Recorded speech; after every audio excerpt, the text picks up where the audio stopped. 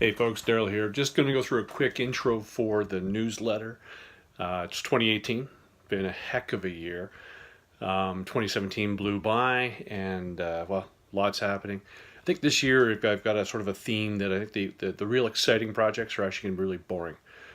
Forbes put out an article last month that they figured that the first $100 billion blockchain-based company is going to be very boring, kind of a behind the scenes, not sexy, kind of like an SAP style of a company. I actually believe that's likely true.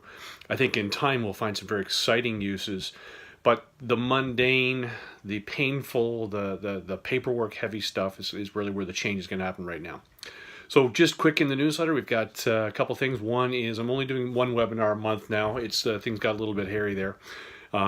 People are really enjoying them, so I've got a recording here. If you want to check that out, just follow a link down below here. A couple blog entries, one on GDPR, kind of got a few people's shirts in a bit of a knot. I think a lot of GDPR folks are just going about things in the wrong way.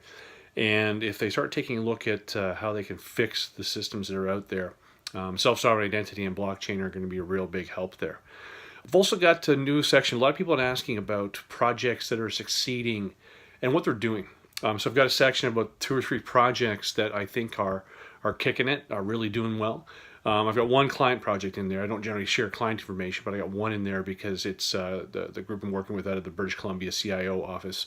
The office of the CIO there is incredibly transparent. Everything's being done in the broad, wide open Google Docs, totally open GitHub. Everything is really impressive project. I just have a small sort of executive leadership role there. The team is just doing most of the work on that one. As I mentioned, I think it's going to be, a heck of a year.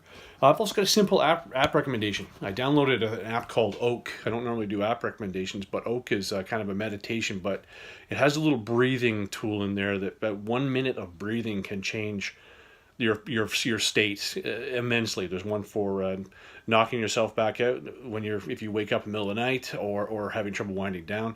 The other one is for an intense level of focus. It's the same box breathing is called. It's used by Navy SEALs and a whole bunch of high performance teams out there. That's it. That's me. That's Daryl. And enjoy the newsletter. Reach out. Don't be afraid to send me some notes, and I'll do what I can to help you. Have an awesome one. Happy New Year.